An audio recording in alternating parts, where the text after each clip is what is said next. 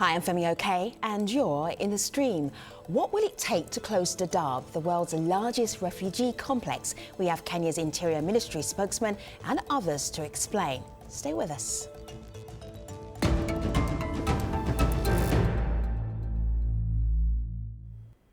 So Dadaab is the world's largest refugee camp. So many stories about that camp. We did one last week, and we have another one for this show. Malika Bilal. And that's because our show last week looked at what it was like growing up in that sprawling tent city. And we got so many questions from people on how and why Kenya is going to do this. Take a look at just one of them. Of more than 300,000 people in a refugee camp. I mean, this is a very alarming situation. The world has literally forgotten about the refugees in Dadaab. There are people who have lived there for more than 25 years. They have given birth to a lot of people there. Where are they from? How do we categorize their nationality? Are they from Kenya, or are they from Somalia, or are they from Ethiopia? You know, where are they going to? Where would they go to? That's the question. Where will they go? Well, to get the answers, today's show will tackle the politics and policy. Send us your questions with hashtag AJStream. No one expected Dadaab to be open this long, and if Kenya gets its way, it will be closed by November. The UN Refugee Agency set up temporary tents in 1991 for Somalis fleeing civil war. Famine and violence have stopped many from going back, and Kenya's refusal to let refugees integrate have kept them in limbo. Nearly 500,000 people now call Dadaab home, and as hard as life can be there for many, it's all they know. Aid groups say displacing them will create a humanitarian catastrophe, but Kenya isn't swayed. Here's the Interior Minister speaking this week. I want to inform the world through you that the decision to close the Dadaab camp is final. Kenya has offered $10 million to help the United Nations and Somalia repatriate the refugees in a humane way, but says ultimately it's a UN exercise. So how are they going to pull it off? With us to talk about this in Mombasa, Kenya, Mwenda Joka is a spokesman for the Kenyan Interior Ministry. In Nairobi, Victor Nimori is a refugee officer with Amnesty International. In London, Maulid Hujale is a humanitarian journalist who grew up in the Dadaab refugee camp. Ahmed Awed is Somalia's ambassador to the United States. And the UNHCR's Deputy High Commissioner, Kelly Clements, had planned to join us. She pulled out just a few hours ago after being asked not to speak to the media ahead of sensitive talks with the Kenyan government this weekend. But I am glad that everybody else here is in the mix. Mwenda, if the UNHCR will not talk openly about this, how much do they know about the plan to close Dadaab? Did you spring it on them? That's a very interesting question. But, you know, at the end of the business of closing or not closing a refugee camp is the responsibility of the respective government. The issue of UNHCR not wanting to speak about it, they have their own reasons. But for us, we've made our position very clear, and that's why we are moving ahead.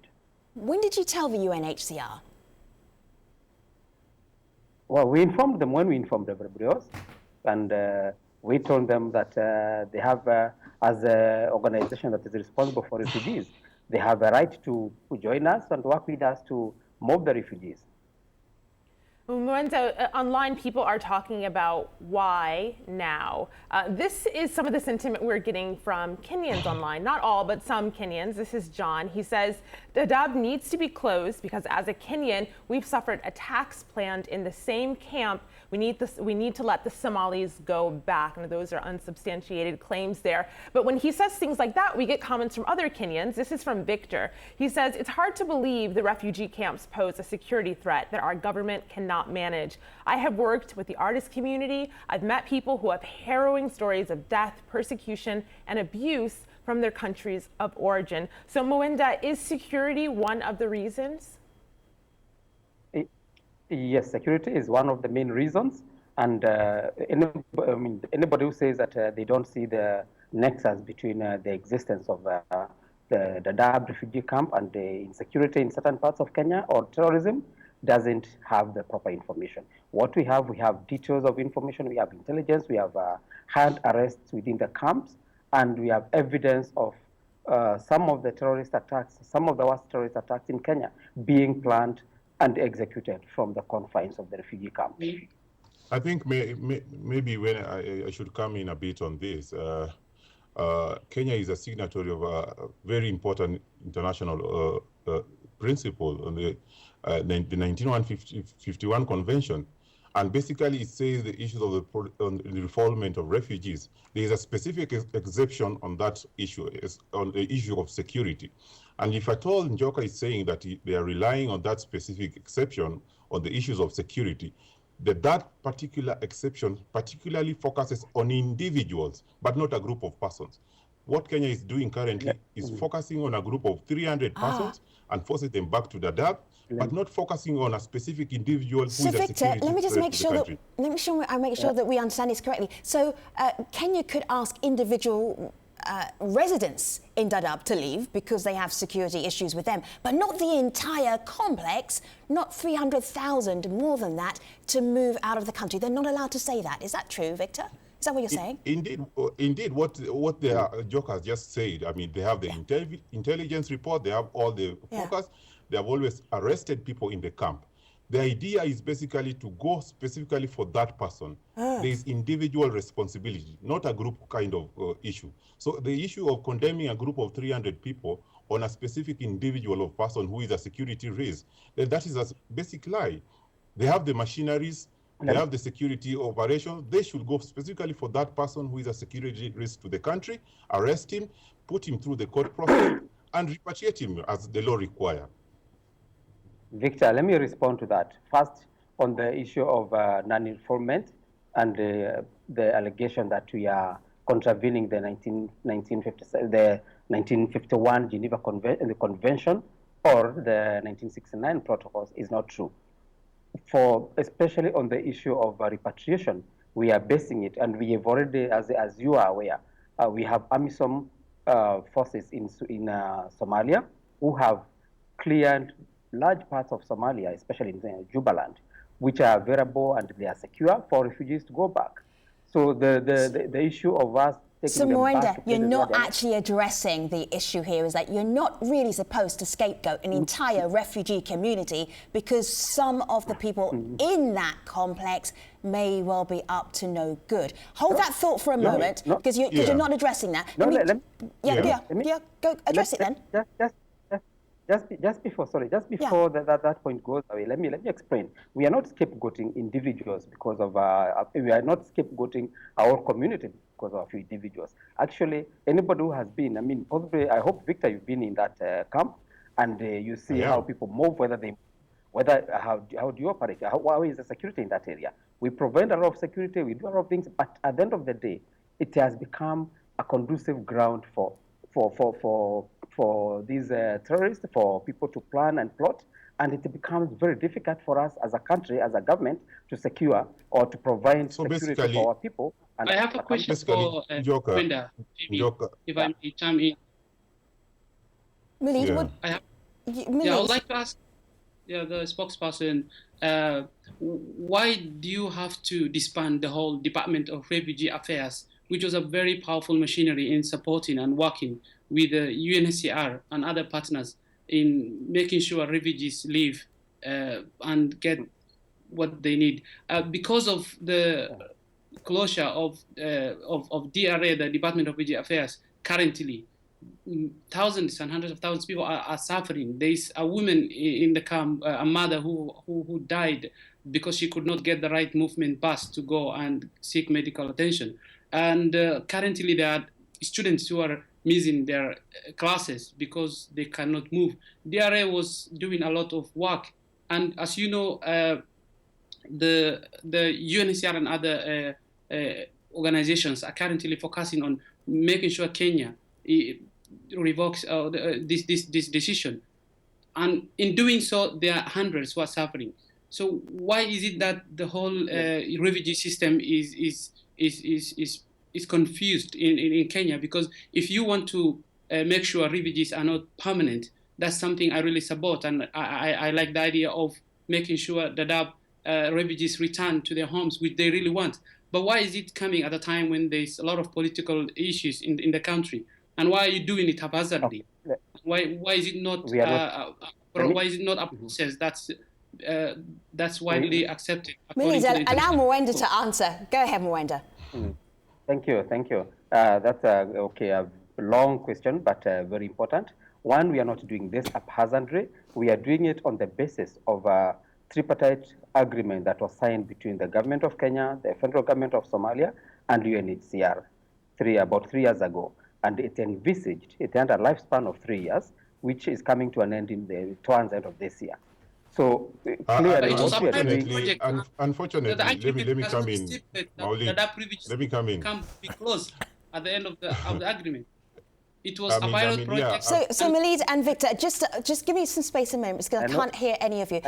So Mwenda, so you said this is an agreement. Why did the UNHCR, why have your refugee office closed in Kenya? Why is it closed? Let me say, I know the issue is because we are not using the word free, or what do you call it, voluntary repatriation. That is, in that document, there is a lot of voluntary repatriation, but let me hear Victor. I think there's something Victor wants to say, but I suspect is that. Indeed, that's what I want to share, because you signed, Kenya is a country of law, and I've been reading your articles very well, calling on Kenya to respect laws, calling on people to respect the constitution. Kenya is a country of law. We signed that agreement as a state, and it has obligations of Kenya to ensure that we voluntarily return people back to Somalia. However, whatever we are trying to see now, we are currently going to see now, is the fact that we are making Kenya unbearable for refugees. We have received reports of people being harassed in urban areas because of the issue of the current statement that was given, and people are just being pushed back to the camps, and some are just deciding to go because they feel that this place is not safe for them. But that is basically against the principle that was signed in the tripartite agreement, against UNHCR principles and guidelines. Victor, you've made your point. I don't think Mwenda is going to respond to that. So let's move on a little bit. Malika. Well, I want to bring the ambassador here in because we got this political cartoon from someone named Victor. We heard his earlier comment online. He says, this is an inhumane closure and it's victimizing the victims. This is my cartoon perspective. And here he has a mother and a baby with the UNHCR tent in the background in between the government of Kenya and then what I would imagine would be Al-Shabaab fighters there. What was your reaction to the announcement, to the Kenyan government's announcement? Well, Malika and Femi, I should first start by thanking you and Al Jazeera, your program stream, to shed light on this important issue of the Dadaab and the Somali refugees, mostly Somali refugees. I should start before I comment on the cartoon to acknowledge that the Kenyan government has been helpful to Somali refugees, to the Somali people throughout the years of difficult years. So as Somali people, as Somali government, we acknowledge that, and we thank Kenya for that. We also respect the sovereign decisions of the Kenyan government. We of course would have Kenya is a sister country.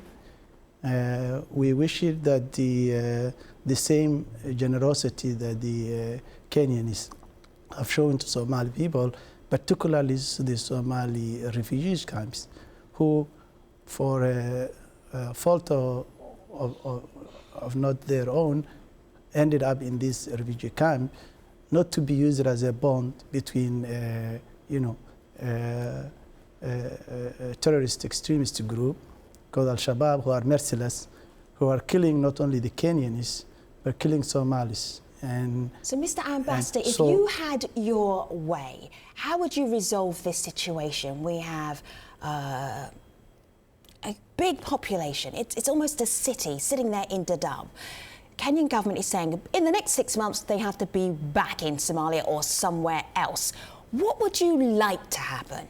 if you were able to have the ear of the Kenyan government, I'm sure you have a little bit, but what would you suggest? I would suggest that the Kenyans continue to show the same generosity, sisterly, brotherly generosity and magnanimity to the Somali people. We acknowledge their security concerns.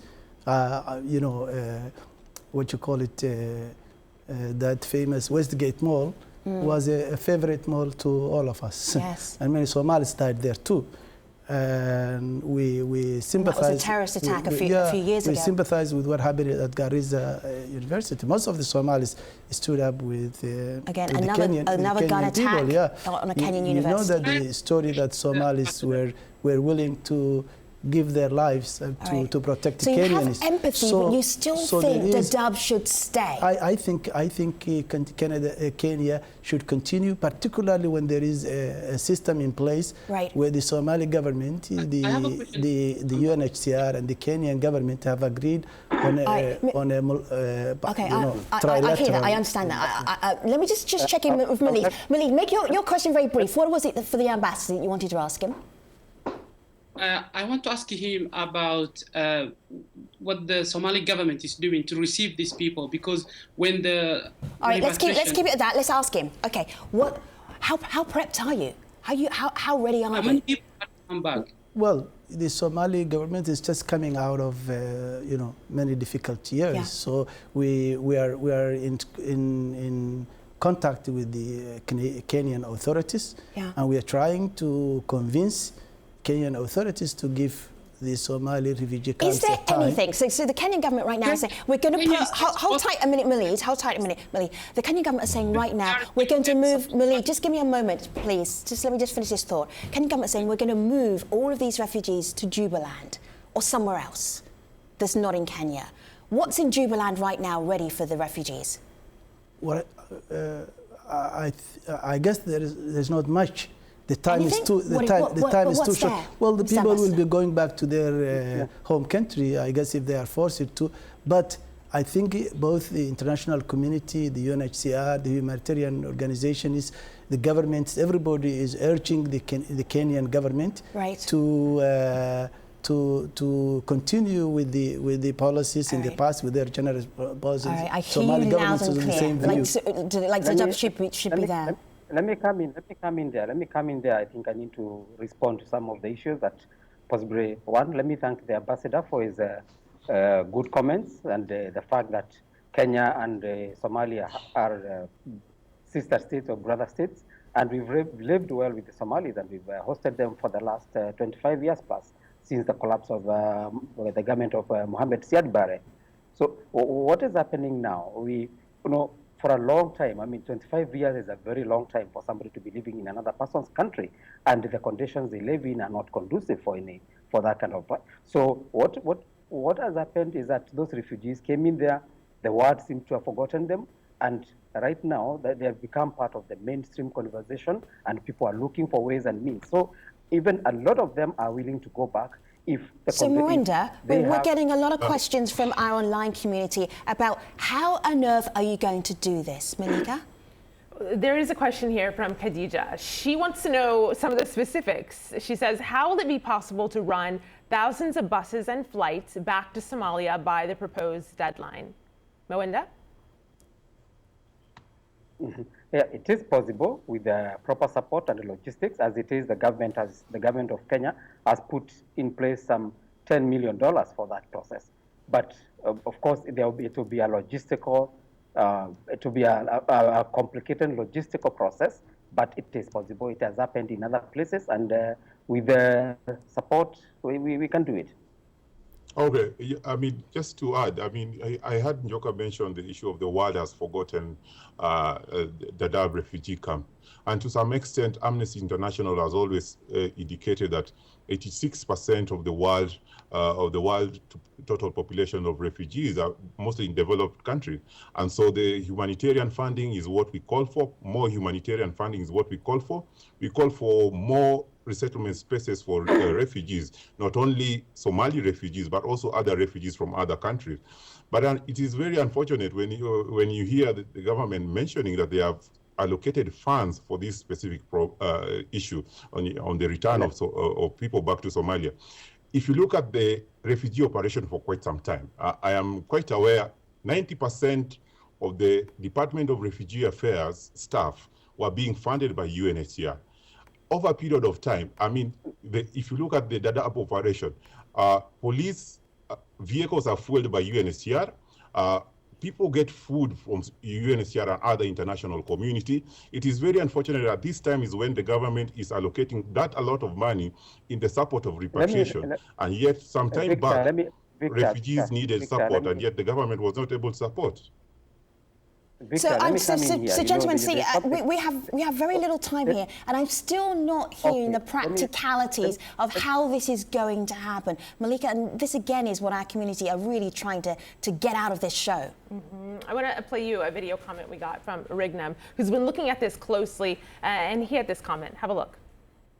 If the intention behind closing the camps is because they are seen as security threats, then Kenya is violating its international human rights obligations by putting so many refugees in harm's way who face the risk of being refooled back to their own country, where conditions remain unsafe or they are forced to undertake dangerous journeys to seek asylum elsewhere, where they may or may not be allowed. Molid, what do you hear from your former, fellow residents of Dadaab about having to go back? Or for some of them, not even going back because so many of them were actually born in Dadaab. They're really very much confused of what is happening. They're lost. There's not much information going on to the people in question because UNHCR is busy trying to settle issues with the government, and the government is taking very tough decisions and giving them deadlines every month. So I would urge the Kenyan government to talk to the refugees directly and tell them what they're going to do, because people there have different issues. There are people with protection issues. There are people who are born there. There are people who have nowhere to go to. But majority of them really want to go back, but not in this way. They want to see, and as I said, revise the whole repatriation agreement. They should be involved, because this tripartite agreement we are talking about, initially they were never involved. So they really want to see the government of Kenya putting them on the table so that they can give their views. UNHCR just came in to make sure that refugees get the legal framework for repatriation, but the people in question should be there to speak on their own. That's why the process has been very slow. Let me step in, Molid. That point. Yeah, let me. Molid, it's good you appreciate. Hello. It's good you appreciate the fact that Molid. It's good you appreciate that many refugees want to go back, but possibly their timing may not have been so. But what we are doing is making it possible, making a process for them to go back. And one of the things that we'll be doing in the coming weeks is to create awareness among the refugees and to inform them what the task force that was set by the government, the time plan, the timetable that had been set, and how it's going to be implemented, and explain to them and explain to the world. That's what we are doing even now, to explain to the world that how this process is going to be done. Yeah, but you said last week that this is a totally UNHCR exercise. So when you are saying it's a UNHCR exercise, and it's you who is giving the deadlines, how are you going to collaborate with the UN Refugee Agency? All right, so Malid and Moenda, I'm just going to point out that we're right at the end of this part of the program. So there's so many more questions that have to be answered. So I'm really glad that we actually have a post show. It's at stream.aljazeera.com. That's where I will take you. I want to show you something that we looked up, which was how refugees are being told if they want to go back to Somalia, the kind of information that they see. Have a look on my laptop here. They start at a help desk. They're packed away with a voluntary form, and they get verification, a checklist. They have a travel kit, and they have to check in at a border way station, and they walk all the way back to get back to Somalia. It is a really, really difficult journey. How do you do that for the entire complex of Dadaab? We'll be picking up this conversation online, stream.aljazeera.com. Thanks for watching, everybody.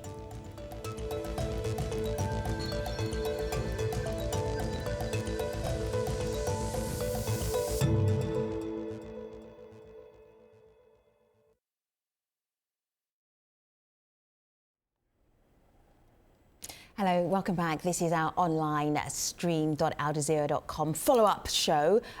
Goodness me, we probably needed an hour even for the main show here. When I checked in with Malika, there's a little gap between the main show and the post show. I always say, Malika, what do we have left to talk about? She's like, everything!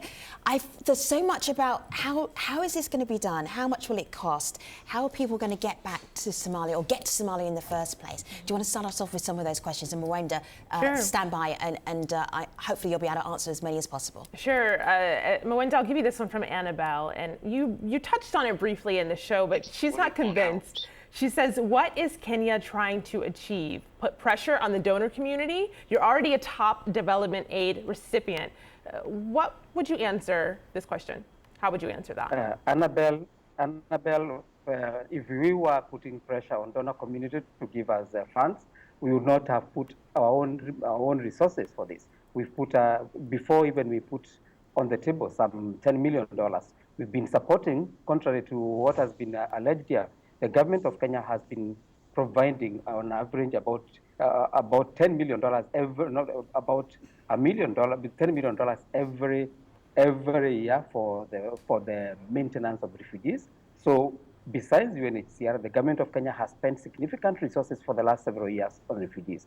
We are not asking anybody to refund us this money. What we've said is that anybody who wants to support, please help us set up structures in Jubaland, and we will be happy to work with you. So we are not asking for money, and we will not ask for money.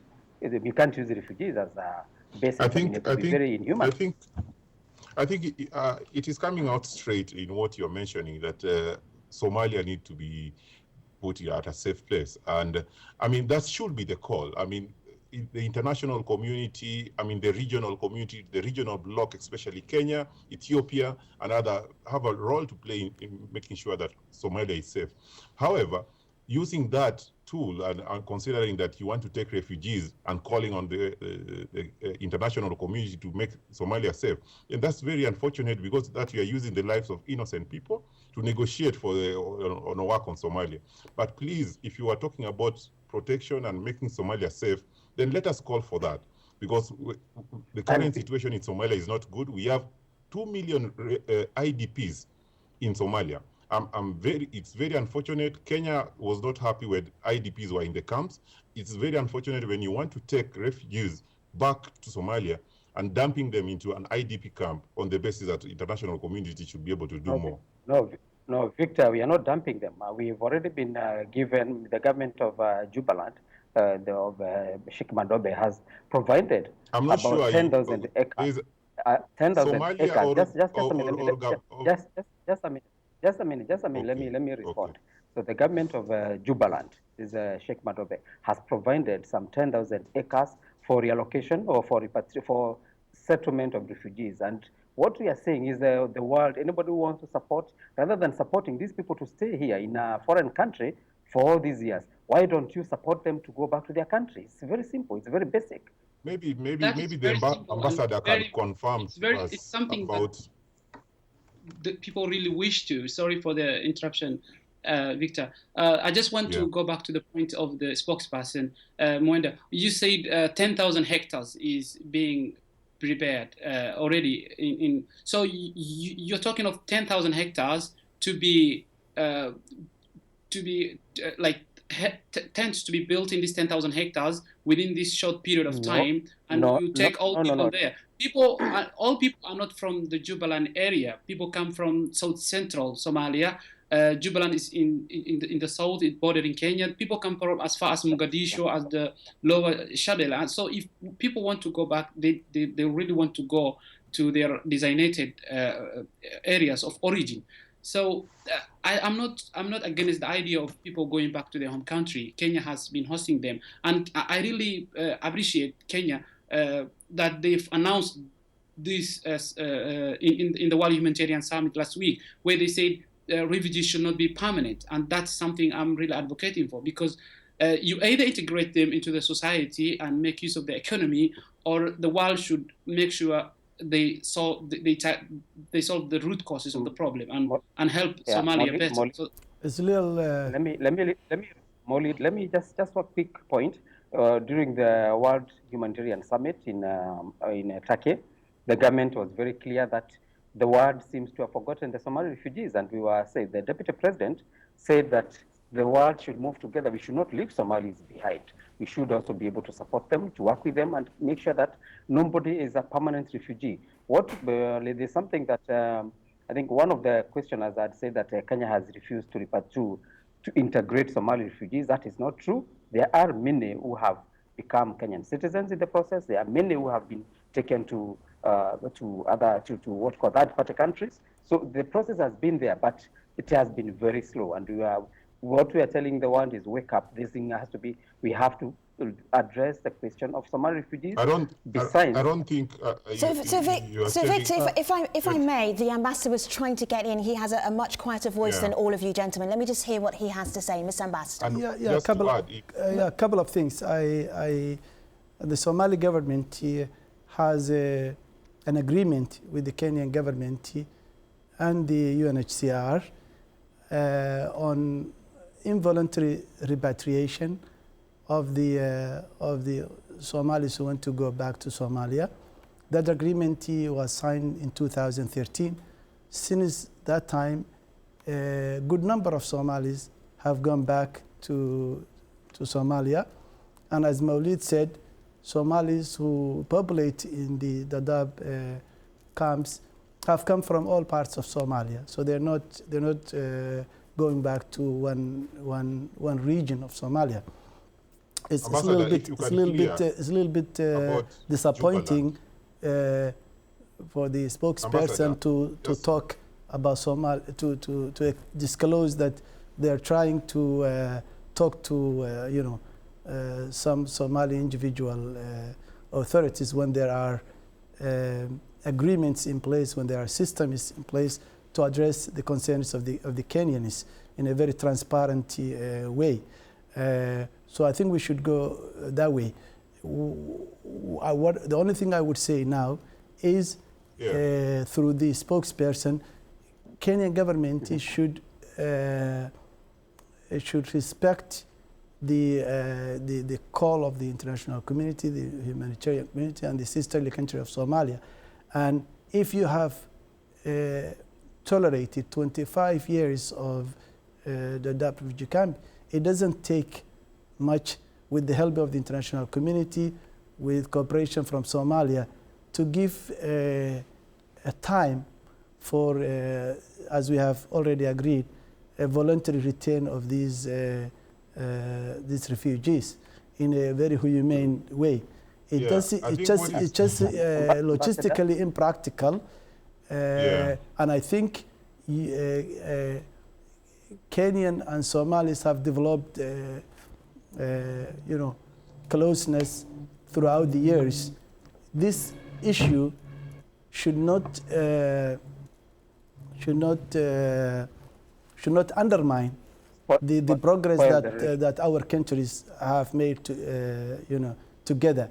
I understand that we are developing on further cooperation, close cooperation between the two countries, but to force 300,000 people to a place where they have nothing, to go back to, after 25 years of absence, you wipe out all the goodwill that you have gotten from these refugees, more than from millions of Somalis. And I understand that many Kenyans, including church groups, I just saw the very kind appeal of all the humanitarian NGOs in Kenya that they have put to the Kenyan government. I think the Kenyan government should heed that appeal from the international community, from humanitarian organizations, from governments of this world, from the Somali government. While we acknowledge your concerns, and we also wouldn't want our people to be, in this difficult situation. These are not, these are refugee camps. They're not places of tourism. We want our people to come back home. But the discussion is not about whether the refugee camp will be closed or not closed. The IDP camps are not there enjoying life. they would want to go to their lands and their home. The issue, the discussion the concern is whether you will force people in a very short period. I don't know what forced it, this immediate, abrupt decision that you want to force these people out. You can give people 1 year, 2 years, 300,000 people who live there for more than 25 years. It's not an easy exercise to go back to home. Ambassador, that is the appeal. You cannot be more clear. Victor, stand down for a moment, because that was really interesting what the ambassador said. Logistically and practical, wiping out all of the goodwill. I think the only person who can respond to that is Mwenda. Mwenda. Yeah, I don't think, I appreciate the ambassador's views and the perceptions. No, it's not a view, Mwenda. It was an appeal. It wasn't a view, it was an appeal. It was a direct appeal to the Kenyan government. Basically, we still want to maintain good relations with the government of Somalia, with the people of Somalia. We have our own Kenyan Somalis, and who have relatives across the country, between Kenya and Somali. So we definitely, we are on the same page on that. So on the question of appeal, possibly because as he rightly points out, there are discussions between the government of the Republic of Somalia on how to go about the process. I appreciate also the fact that the ambassador says it's not a question of whether or not to repatriate, it's a question of how long and how fast. So possibly those are certain, there are areas that can be put to discussions in the bilaterals between the two countries. All right, let me just go to Malika. Because, gentlemen, I know you've been dominating the conversation, but we also have a conversation online too. So I'll end with these tweets from Summer, who pretty much wraps up this conversation for us. She says the long-term solution to this requires critical examination of powerful states' roles in causing displacement in the region. And she goes on to say a long-term solution can't just be outsourced to another state. It's not simply a logistical question, but a political one. I want to show you two things on my laptop here. Look at this headline. Kenyan orders UN to move massive Somali refugee camp. Look at this date, 11th of April 2015. Let me show you one more headline. Somali refugees urge Kenya not to close Dadaab camp, 13th of April 2015. Maybe this is all a lot of noise, Mwenda. Maybe it's not actually going to happen. How do you even do it? It seems so immense. Maybe we have to come back in 6 months' time or a year's time and see whether we're having the same conversation. But these headlines are not, these headlines do not indicate that this is actually possible, that you can close the world's biggest refugee camp.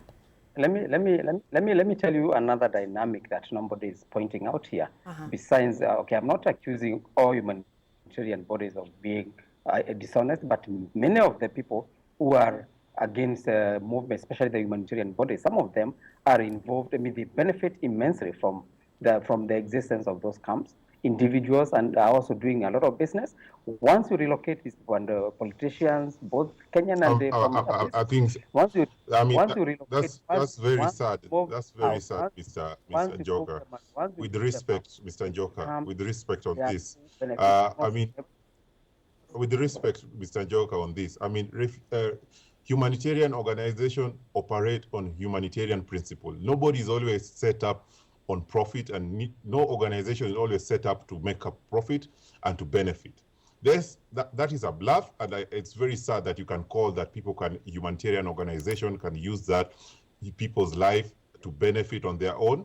No, that's all right. So, gentlemen, I'm going to take a pause in this conversation for now, only because this is not over yet. There are going to be meetings. There are going to be meetings between the UNHCR, the Kenyan government, the Somalian government as well. So much more to talk about. But I thank you so much, Mwenda Joka, Mulid Hujale, Victor Nyamori, and also Ambassador Awad, and also our online audience and our viewers as well. Thank you so much for being part of this conversation. Really appreciate it. The world's largest refugee camp probably needs the world's largest conversation. We gave it about an hour. To be continued. Thanks, everybody. Take care.